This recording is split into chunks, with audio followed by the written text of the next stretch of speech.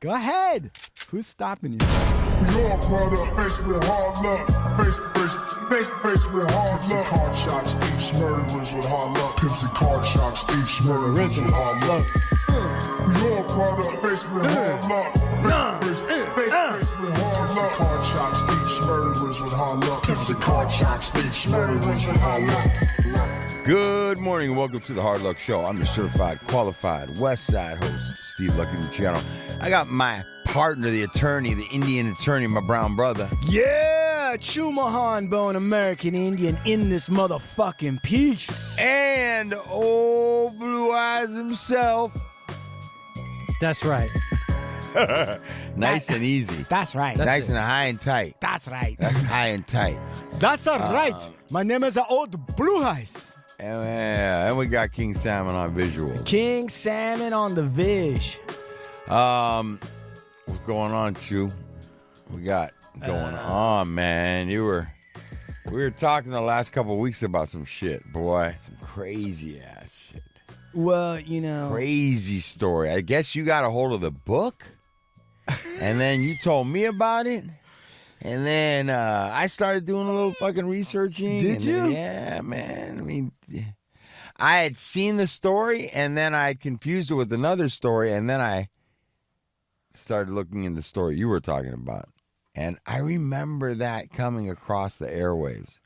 I just didn't know how things had panned out or how they went down the way you were saying they did.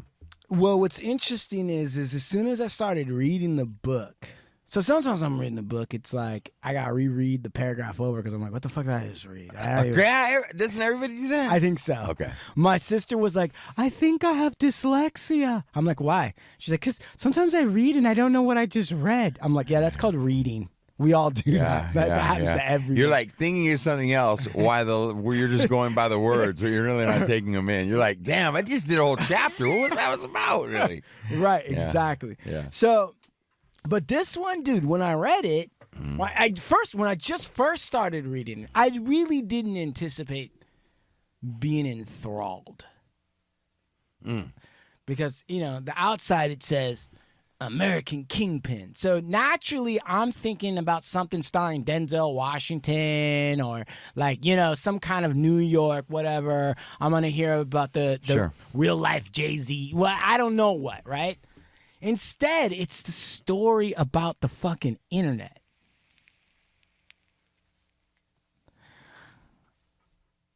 And it's a story about a skinny white dude with zero muscles, zero swag.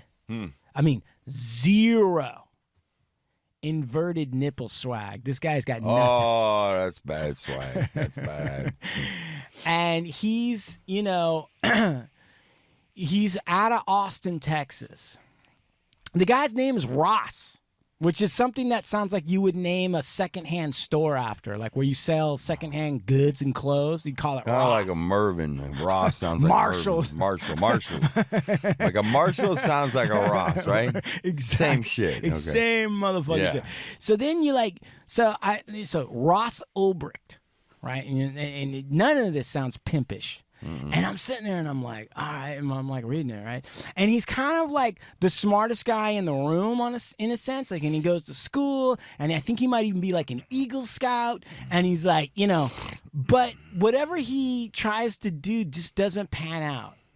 So like he goes to, you know, he's kind of like smarter, you know, like everyone's dropping out of Stanford because they're going on to make these great digital careers, you know, whatever that is. And he's doing the same thing, and he's smart, but it's just nothing's panning out. He's got barely 2 nickels to rub together, and he's losing it. He's becoming a loser. Like in 2011, like a white skinny, like in 2011, if you're white and skinny and got nothing going on, that kind of means you're slighted for like maybe riches. Because, like, you know, Zuckerberg and all these other motherfuckers, I mean, it's kind of like, wow, these guys are stacking the cheese. Somehow he's missing the boat on all of that, on every single thing, right? So he's kind of like bumming out. He's like, what am I going to do? He even, like, he's so destitute This motherfucker's so destitute that he does a tape for The Amazing Race. Like he does an audition tape. Why does that make you laugh, old blue eyes? I've never seen that show. Right, nobody has. I don't even know that they can't believe it's still on, but he did an audition tape. Right, so he's just throwing shit in. What's the matter with this guy? What's wrong with this fucking guy? I'll tell you, he's a libertarian. That's what's wrong. He's one of these libertarian freaks. And bro, what is a libertarian? Quick definition. Okay, so a libertarian is somebody that's like worse off than a Republican. Like they believe there should be no rules. There should be no rules for anything for the most part. That's a libertarian. It should just be freedom everywhere, destroy the federal government. I should just be free to be me. And everybody wants that at the surface level. Like everybody's kind of like, yeah, that's what do you mean? But then when you start to actually live in it, then you realize, oh no, but we do need rules because otherwise people get killed and hurt. There's a reason why, right? Roads are, freeways, right? When they design the curves. Where does a libertarian society live currently? Everywhere. All the people that eventually became Trump people started out as libertarians. You know this guy, Stuart Rhodes, this fat fuck with the eye patch that just got convicted of seditious conspiracy? The Oath Keepers. Of the Oath Keepers? Right? That guy was a libertarian, started out as a libertarian. And he has an eye patch because he's one of these, gun freedom gun people, right? And he's like, oh, everybody should have a gun. We gotta have guns. Federal government's coming. Black helicopters. Look out. Like all that bullshit, right? He went so nuts that he rioted and tried to take over the Capitol, and they got him on recordings talking about stashing weapons in different places so that they could shoot Pence or whatever and make sure they don't certify. They've got him sending messages like that? Yeah, recordings. Actually, Really? yeah. And then when he was finally on the stand, he was like, oh, I just brought those guns because I didn't want the federal government to push me around. That was for my protection. It's like, give me a break. This guy's got an eye patch. So I'm like, oh, eye patch, man. That's kind of masculine. That's what did he do? Fight a shark? Snake Plissken. Yeah, right. That guy. Escape from New York City. Exactly. Or the guy from fucking Marvel, right? Right. Yeah, okay. So I'm like, It turns out that the reason why he has an eye patch is because he shot himself in the eye. I knew you were going to say that. He dropped playing with a motherfucking gun. He dropped a 22 and it shot him in the eye. Now he's running. Damn, dog. Too bad it wasn't 45. Right? Go on. In any event, that's what a libertarian is, for real. And they turn into idiots. So this kid's a libertarian. And one of the things that he starts getting into was like freedom, like we should repeal all drug laws. Right? Like all drugs, like all this crime and all this other shit is just a big conspiracy. And there's a certain amount of truth to that, actually, right? You're like, yeah, you know what? Decriminalize drugs. What's the big fucking problem? Blah, blah, blah, blah, blah. So this guy starts doing that. And so he's making no money. He's got a thin, I think, African-American girlfriend, he's trying to make some money. So what he does is, in the beginning, in the very beginning, what he does, right? Is he starts selling mushrooms and he rents an apartment and he starts like a little mushroom farm in an apartment, which I'm sure there's so many going on. Not only that, but like how many stoned people do you think thought like, you know what, we could just fucking make mushrooms and rent it somewhere cheap. Of course. And it's not killing anybody. Mm-hmm. Right. All right. Scat man. Right. Just entered the building. And then so it was kind of like he does that, right? So he goes, okay, how am I going to sell these mushrooms, right? How am I going to sell them? So he makes a little site on the internet. And this site, he goes onto the dark web. Okay. Now, I'm not going to go into explaining what the fuck that is, okay? Mm-hmm. But it's a .tor. It's TOR. It's a .tor site. And in actuality, right, it's a place on the internet. And the reason why I think they can't track you has something to do with they have anonymous servers that are encrypted all around and they bounce back and forth. So nobody from the government, nobody can triangulate and figure out who sent what to who and blah, blah, blah, blah, blah. So it's the dark web. And, pedophiles and fucking, snake oil fuck faces and all these losers and fucking whatever. They're on there, exchanging their perviness. So he gets on there and he's like, and he makes this thing and he thinks, what will we call it? Call it the Silk Road. Like the Silk Road, man, like from China that connected China to the thing. And I'm going to sell mushrooms on there. And while he's doing that, he's also kind of like selling used books. All right. And so it's just kind of like he's selling used books and he's selling mushrooms and he's just kind of going along. I wonder if that was just a cover the whole time, the books. It didn't start out that way, but it did become that. Okay. And, he told his girlfriend about it. He blindfolded her like he was taking her to Fort fucking Knox, and she came into this crappy apartment, but there was mushrooms everywhere. And he's like, look at this, the future is where we're going. Libertarian freedom is what we're going to do. And she was like, oh, yeah, that's cool, man. It's fucking mushrooms. Well, this starts... mushrooms. Right. That's exactly right. Right. And we're talking like a couple months into this. Well, he goes on to different... So nobody knows about the site yet where you can buy these mushrooms. Okay. So what do you do? To advertise it. Exactly. Right? And so like every dumb prick that has a fuck... Right. Any old Dutch fuck, right? They go and they pretend to ask questions about their own site that they created on some chat forum like Reddit. Well, what you do is you go on there and talk about the Hard Luck Show and ask people, have they seen this yet? And then that'll just drive traffic. It's exactly what he did on the Silk Road, right? Hey, have you guys heard about this? You can buy the fucking mushrooms, Silk Road. And so, all right, nothing's happening yet.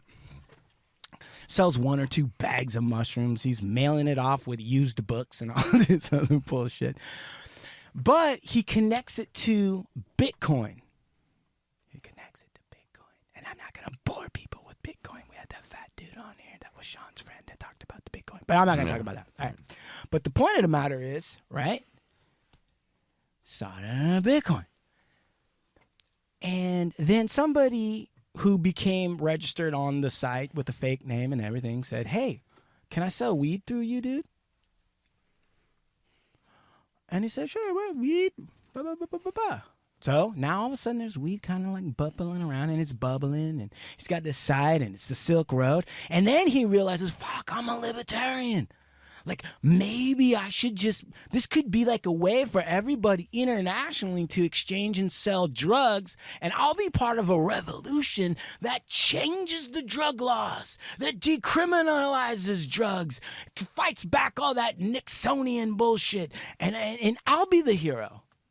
When the dust settles, I'll have a legacy, and they'll say, that boy, that Ross Ulbricht, he changed America. So he starts really advocating, and he goes on to some other Overstack, right? Goes on to, Sean, you nodded. What does that mean? What am I saying? Why do you nod? I know what it is. Okay, Overstock? Overstack. Tell us what that is, please. It's like it's sort of like a forum, but it's like email. You can subscribe to like email lists and stuff like that. And so he was looking for coders because this dude Ross Ulbricht didn't know how to code that well. So he had to figure out how to build the site and then build a way to have the Bitcoin come in and people would exchange. And then what's his cut gonna be? Just to wet his beak, right? How's he gonna? So he fucking goes on there and he logs in as Ross Ulbricht at Gmail. Says, does anybody know any coders for a website? And then, about 2 minutes after logging in, he relogs in and changes his identity to Frosty at frosty.com. So, sure enough, some coders come through, and before you know it, this site starts growing. The next thing he does is he contacts anonymously through the dark web. He's got all these ways of hiding his identity. He contacts a reporter from Gawker. Now, if you remember Gawker had an article about Hulk Hogan peeing on people or getting peed on. What was that story, Sean? What was the Hulk Hogan story? I think he was like fucking his buddy's wife. You're or right, something like yeah. that. Right. And he liked to get beat up by her or some shit like that. Right, and he got teabagged in the face. Right. I don't remember when. That's why he was bald. Oh, wasn't it that radio guy? Huh? Was that radio guy's wife? That guy from Florida? Alex Jones? No, the one that was on Bubba he was the on Love Sir- Sponge? Yeah. No, Wasn't Hulk it Hogan. his? Hulk Hogan was fucking Bubba the Love Sponge's I wife. think so. Anyway, it's just disgusting. Or Florida. maybe that dude was fucking Hulk Hogan's wife. Something like that. Yeah. Dude, Hulk Hogan tells a story that the worst thing he'd ever been accused of was sucking his friend's dick by his own wife. He said that. It's a true story. He said that He shit? said that. You could go online and find it. Fuck, my wife fucking tried to accuse me of sucking my partner. He goes, Sucking homeboy's cock. When I hear He all swears those, I sucked homeboy's cock. I swear I didn't. what was one of the worst things I ever was accused of? Well, that's got to be when my wife accused me of sucking my friend's dick. See, I was just jacking him off when she gave me. I was just jacking him up. Bro. Yeah, I was jacking him off. She thinks I put that thing in my mouth. What happened was, what he tells us, my wife accused me of sucking Brutus the Barber Beefcake's dick. what had happened was Brutus the Barber Beefcake, and Hulk Hogan will own up to this 100%. He said that Brutus the Barber Beefcake had some kind of fucking mishap at wrestling, and he was paralyzed. What? From the waist down. Yes. Uh-huh. Okay. And Hulk Hogan's like a good dude. So Hulk Hogan has Brutus the Barber Beefcake at his house. Right. And so I guess Brutus the Barber's Beefcake or whatever. Had some beef hanging out. He was staying on the couch and his fucking salami was hanging out the bottom of his fucking box. Just tuck it back in. Yeah. He wasn't, and wifey was the only one at the house. And he- Trying to clean off the coffee table and shit, trying to dust around the house. And he said that Brutus the Barber Beefcake had a girlfriend who had blonde hair. Oh, really? Oh. And so Brutus the Barber Beefcake was like, it was like late at night and he was in a wheelchair and I guess he told his girlfriend, like, come over here and suck my salami. And so his girl was like with like long blonde hair on the side and she was like, "Guk, guk, guk, guk, guk." And I guess Hulk Hogan's mother-in-law walked out and just saw like a blonde hair bobbing up and down and told her daughter, like, I think Hulk's sucking his dick. Shut the fuck up, bro. You can go online. Shut the fuck Go up, dude. online. I've heard it 8 times. Are you kidding me, man? No, and Hulk's like, I was sucking. We just go to the same hairdresser. Same barber. Yeah, it looks like Barber the same. Beefcake. Damn, they're like same shade, same. I mean, how do you really mistake that, right? Unless you're like an old lady with bifocals. Unless and that's like, what you saw unless you've been thinking about it. and you made it, you manifested it right in front of You you. see what you want to see. So anyway, so he goes to Gawker, right? And Gawker, so the reporter doesn't believe it. He gets an anonymous email from some fucking idiot, softhead, telling him, you go onto this website on the dark web, create an identity, and you can buy any drug you want in the United States. So this fucking guy at Gawker does exactly that. Goes on, orders fucking cocaine. Sure enough, in the mail, he gets cocaine. And then he writes this huge article about it. About the website and everything? Yeah, and that's what Ross was going after.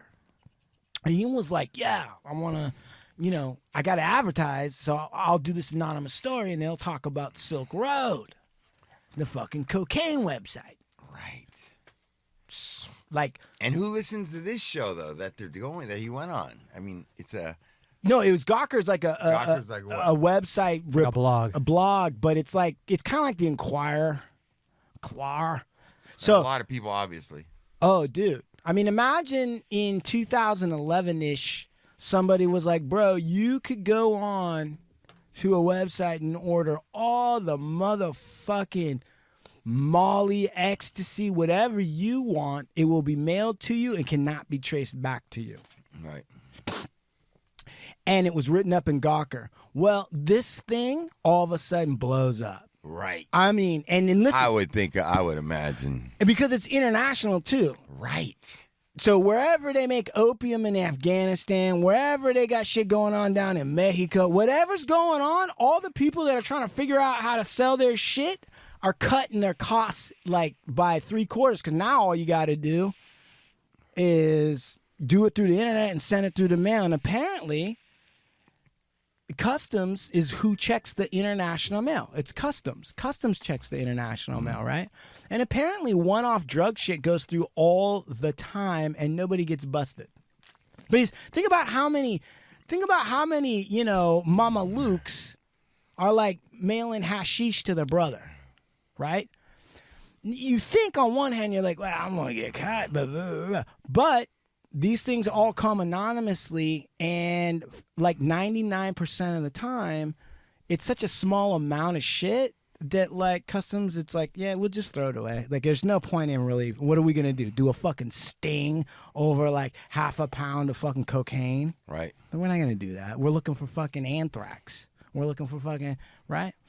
So, but this thing's blowing up. And not only does it blow up, and so like, you know, the first like 2 days, Ross is checking, Googling and all stuff. And he's like, yeah, it's going good. Look at this. There's a lot of heat. People are getting it. And dude, he's now starting to make like, he's starting to make like $100,000 in like a week. Fuck. And it's all Bitcoins. Back when Bitcoins was Bitcoins. So as he's gathering all this Bitcoin is on the rise too. Dude, he would get like $100,000 of Bitcoin on Monday, and by Friday it'd be worth $400,000. But he was like a libertarian, so he wasn't like trying to buy Maseratis or purple Lamborghinis like other people. He's not doing any of that shit, right? He's doing it for the thrill of being a fucking mastermind behind the scenes. Right? So he's doing all that. And so his girlfriend's kind of like a I don't know how I would describe it. She's like a chick that doesn't want, she likes a little bit of trouble. She doesn't want to get in any real trouble. Okay? So when she finds out that not only can you buy fucking shrooms on the site, now you can buy heroin, you can buy all this shit. She tells him like, you gotta fucking shut this shit down. And he was like, what are you worried? You worry too much, right?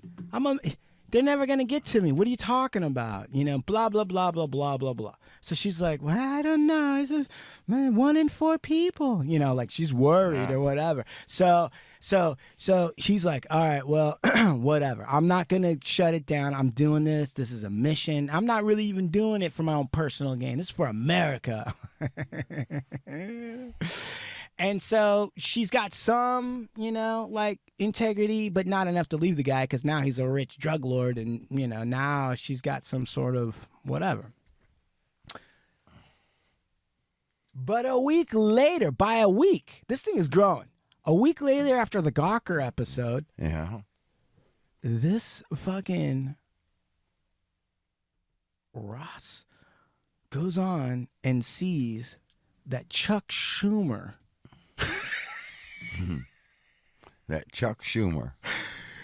Chuck Schumer is holding a press conference down at the nation's capital talking about the Silk Road and calling on all.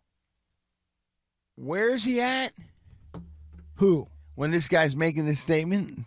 Chuck Schumer down at the Capitol. He's at the Capitol, and what's he saying? He's saying he wants all federal agencies to investigate the Silk Road. This is public enemy number one. But now this guy had to have known that could have been in the fucking pipes. I don't think not that fast. In a week. It was like a week after Gawker. Fuck, bro. I mean, some aide was like, Schumer, you I'd wanna-" have hung everything up and left. I would have ran. Well, that was one of the reasons why his chick was like, hey, this is not good. You need to fucking man. And he's like, well, maybe there's still a way I can beat the system. Maybe there's still a way I can beat the system.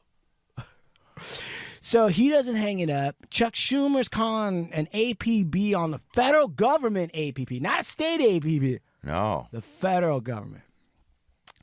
Now, he does all that, but like, the FBI doesn't know much about the internet. They don't know all that much about the dark web. Fucking, you know, the marshals, they don't know. So nobody gets on it right away because it's not fully understood what all this is. So what happens? What the fuck happens? There's this other loser. Hard knock loser working for the government.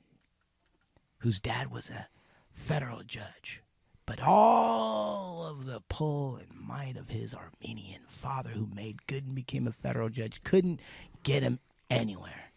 And this guy's name was Jared. Not the jewelry guy, Jared. Right.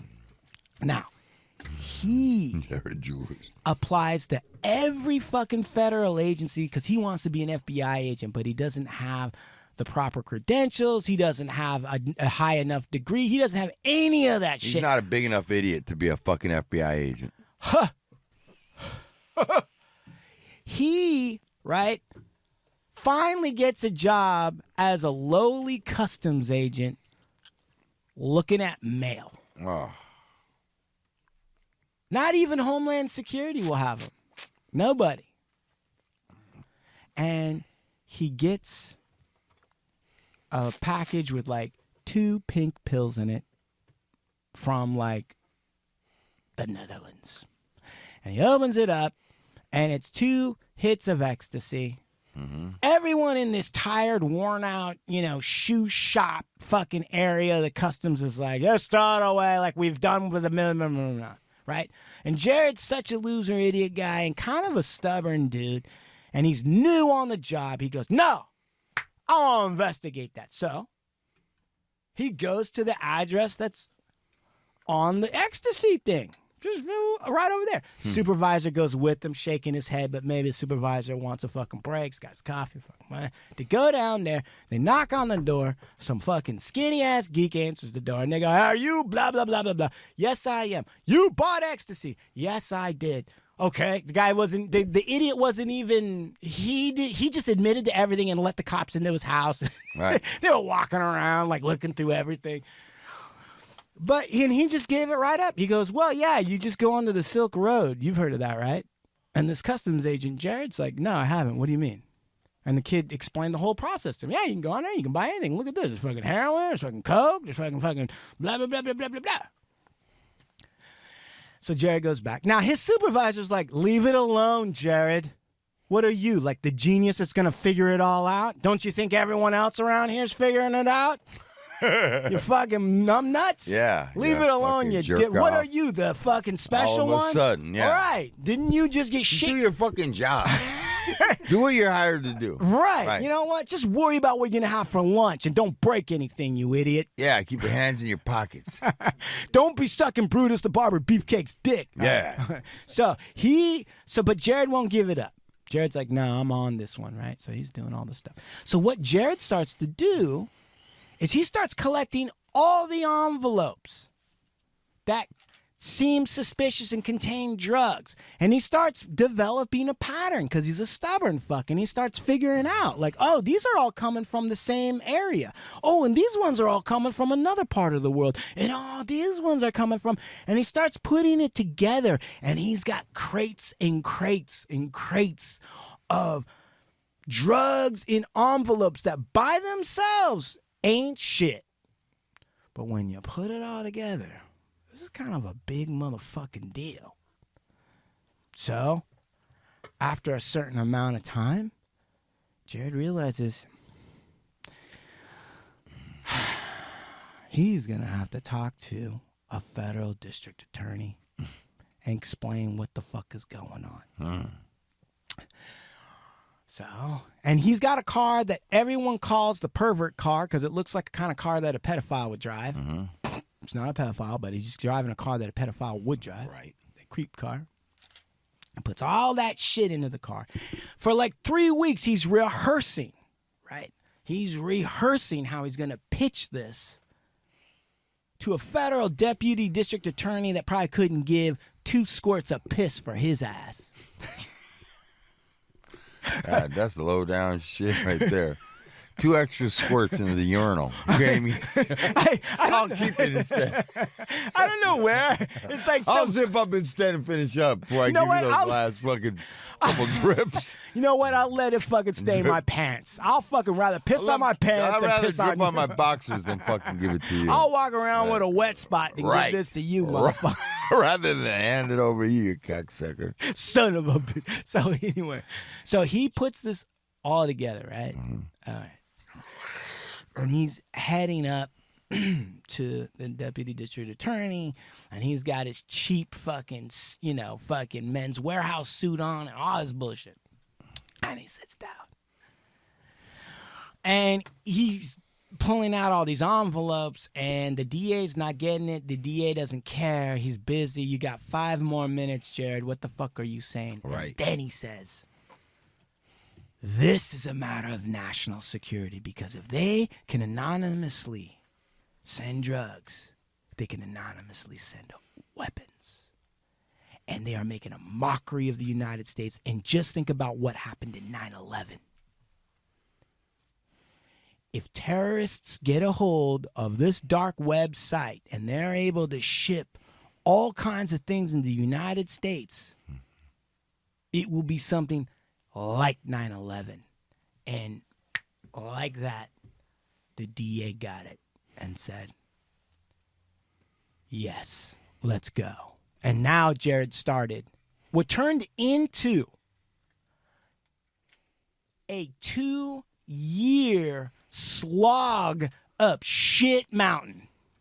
For 2 years, Jared is going to start, right, trying to figure out how to find a needle in a haystack on the dark web. He doesn't know where to start yet. Ross, on the other hand, right, the kingpin, he's starting to blow up. Now he's not just making like $100,000 a week. He's now making $500,000 a week. And he's traveling all around the world. And he's starting to hide money in Barbados and fucking the Dominican Republic and shit. And he starts developing a friend with, so he's got unknown people online that he starts to get kind of like close to. Okay? One of these guys is somebody who calls himself Variety Jones. Variety Jones says, I'm in Ireland, but I did time because I'm a drug dealer. I've been a drug dealer. And I've done time in Ireland and, blah, blah, blah, blah, blah. Now, Variety Jones and this Ross character online, they get close. Like, they become friends. Like while they're helping to ship 47 tons of heroin into St. Louis and all this other bullshit, they're sending each other like smiley faces and talking about whatever and swearing to have each other's backs and all this other kind of stuff. And Variety Jones is like, dude, and they got spreadsheets and they're looking at the rise of the money that's being made, right? And even it's like and it's all in Bitcoin right now. All in Bitcoin, but we're talking, it looks like almost a straight line up. 0 to, it's at another point, he starts making $1 million a week. $1 million a week. In 2 years, he made $1.8 billion. Unbelievable, dude. And he didn't touch a drug with his hand at all, ever. Except for those mushrooms. But other than that, okay? Now, his buddy, Variety Jones, who becomes his consigliere, right? His consigliere, he's even trying to wiggle in and say, like, I need 50-50, let's split it because I'm bringing a lot to the table for you, right? And, like, this Ross is like, I don't know. Now Ross is starting to grow a pair of balls. Man, I don't know, Variety Jones. You know what? You don't like it? Get the fuck on out. Right? Oh, okay. Sorry. I took a shot, but yeah. But so he tells him, he goes, we need to talk about the elephant in the room, Ross. But he doesn't say Ross. Variety Jones never knows Ross's name, right? Okay. He's using an alias for a while. Right. But he says, we didn't talk about, he goes, security. And Ross is like, well, okay, so like, what do you mean? And he goes, first of all, and he starts laying out what you got to do. He says, first of all, you got to get your laptop and you got to set up a key that will encrypt everything on your laptop with the touch of a key. So that if you get busted, you can just tap it. And once it's encrypted, it's going to take 3 tiny nations to try to decode what the fuck is on there. And they won't have the evidence. He's like, okay, bet. He's like writing it down. He's like, also what you want to do is you want to have 2, you want to partition your laptop. You want to have a normal part of your laptop where it's just you, the regular guy, living your stupid life, and then have your drug kingpin part of your laptop on the other side. So that when you do encrypt it or destroy it or whatever you do, you also have this other side that shows just a regular guy and you're doing your thing and don't get them mixed up. He's like, right, and do that, you know? And he's like, you know, and then you want to do this and you want to do that and blah, blah, blah, blah. He goes through all this stuff and this guy, right? But he goes, now you need a new name. You got to figure out a way to have a new name. So they bandy that about or whatever. Well, this guy, the kingpin, Ross, right? He and his girlfriend get into a fight. I mean, they've been on and off, you know, fighting and fucking. You know how it goes. Yeah. All right. You know. What are we going to do? We're going to fight or we're going to fuck? Right. You know how One it of the is. two. You know, sometimes you just, there's some of those girls where it's like, you That's fight, all they you're make doing. up. You're right. fighting fucking. That's It's just the last time and then you fuck them. Right. But here's the thing. So they go through one of these massive like fights, breakups, right? And during one of these lulls, the only person who knows that this shitbird Ross is responsible and running the Silk Road as a digital drug lord kingpin, his girlfriend gets high and tells her best friend. Oh, no.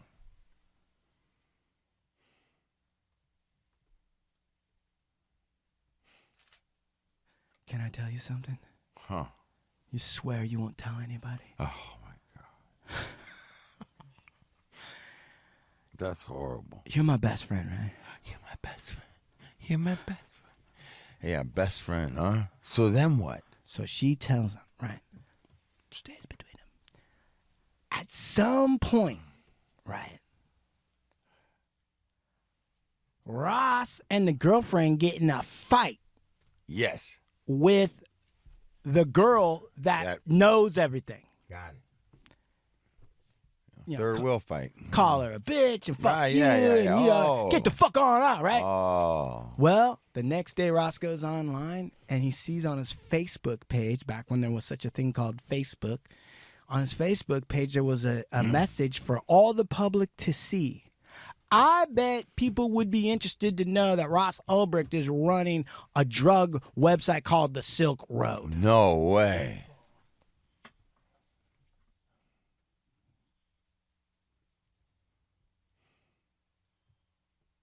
Chuck Schumer's looking for him.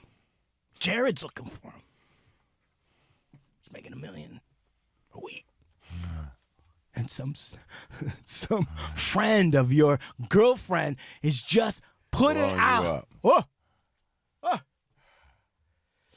So he panics. Oh, boy. Of course. Yeah. I understand that. Calls up this amazing lady, the friend, and says, I'm sorry. He deletes it off his thing and he tells her, I'm sorry. Okay? I was wrong. You're right. Have you told anybody else? And she's like, I haven't. And your secret's safe with me.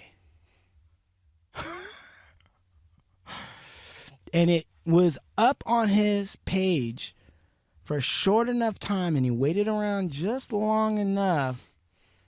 There was no emails, no knock on the door. Who's police?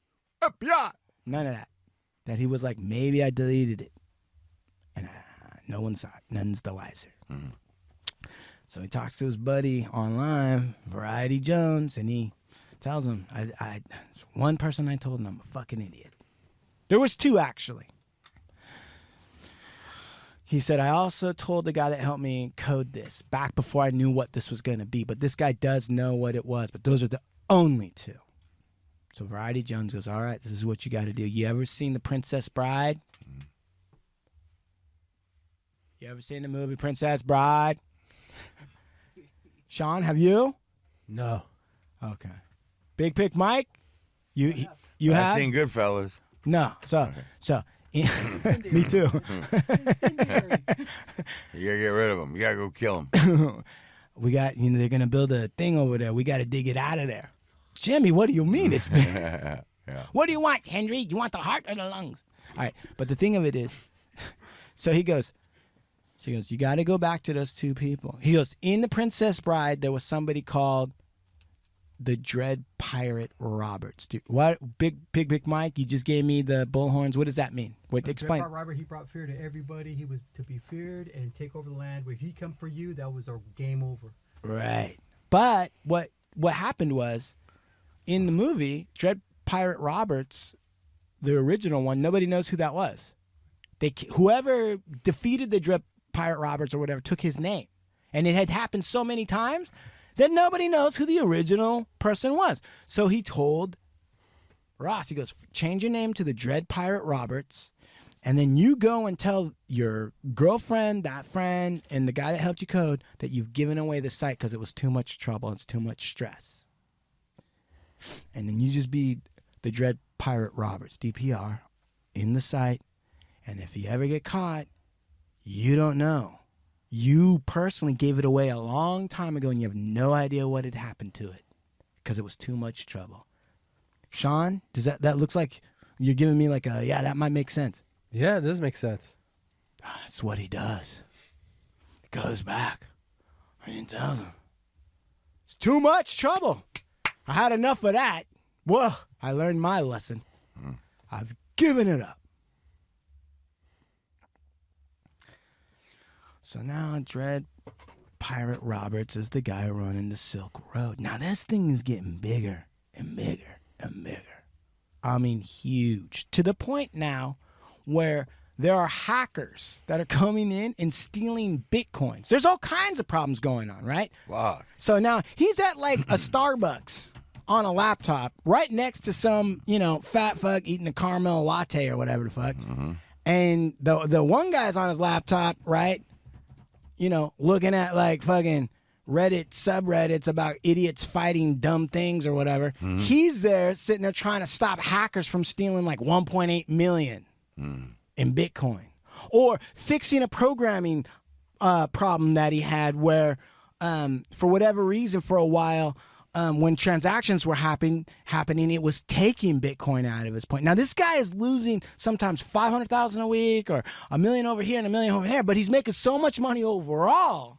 Doesn't matter. It's like losing a nickel. Right. Right. But that's what he's doing. He eventually has to hire people, right? And it's all anonymous hires. Right? There's all these people that come in.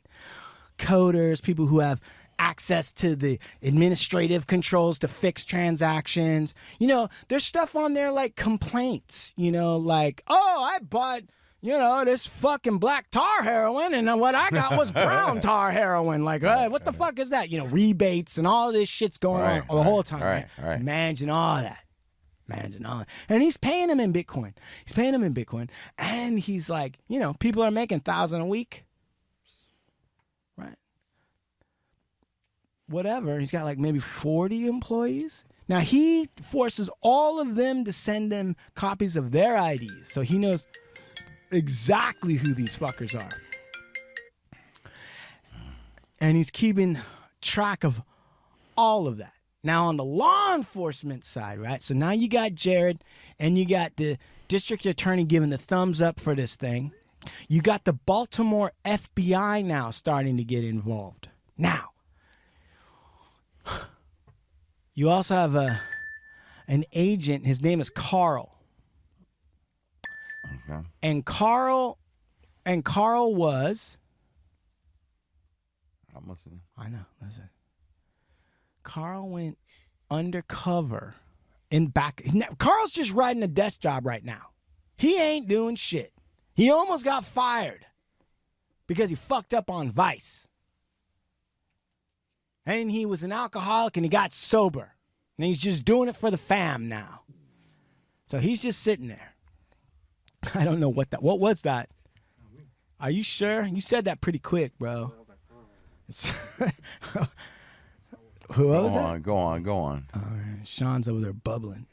So then, listen. So this guy, right, his boss brings him in and says, what do you know about the Silk Road? And the guy, Carl's like, the fucking ancient China. No, motherfucker, I'm talking about the digital shit, the drug website. So he goes, you want to work on that? And Carl almost said no. He was stable. He was fine where he was. He had a wife and some children. Didn't need the mess. But then that demon part of him that loved excitement. Right? Because when he was on Vice before, he went undercover. And he got a little too much into it. Right. Before you know it, he was drinking and fucking prostitutes and almost blew the whole case. Doing coke and fucking everything else. Right. These fucking cops. So they almost shit canned him. So they go, do you want to get on this thing? And he's like, sure. Now, he starts researching a little bit about it. It's a completely different federal part. He's not working with Jared. Jared's on his own trying to figure out what to do. He's doing whatever. He goes on and looks at it, and Carl, this jaded, old-timey, ex-Vice, almost fucked up thing says, you know what? I'm going to go for it all. Oh, boy. I'm going to go for it. I'm going back. I'm going to get him.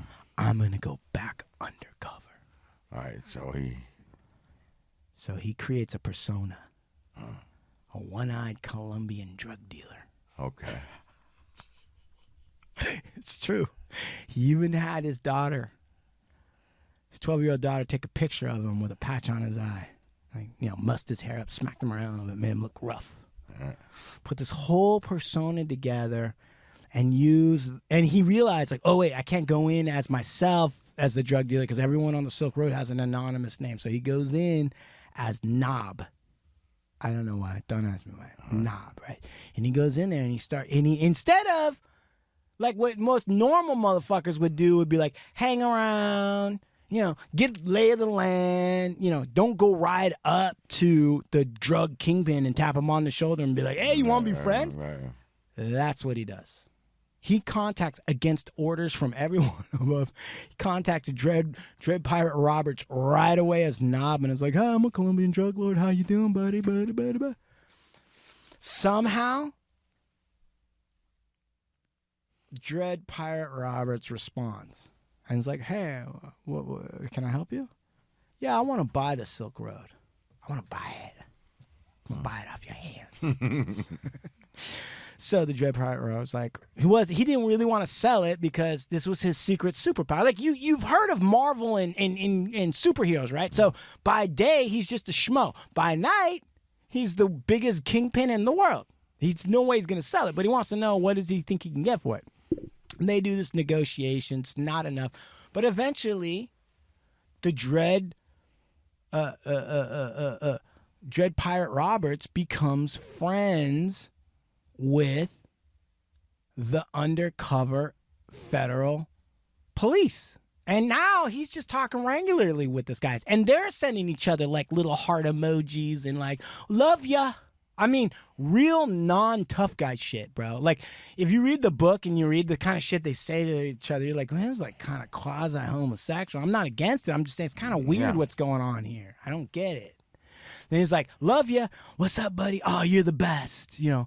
Lots of exclamation points and shit like that in their little fucking nightly good night.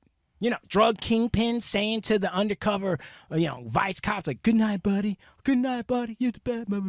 So all of that's going on, right? Yeah. and crazy. No way. So and dude, Variety Jones now is the consigliere. I don't know how much he's making, but he's like the top banana. And Variety Jones, they're saying shit to each other online like, we're making so much money, buddy.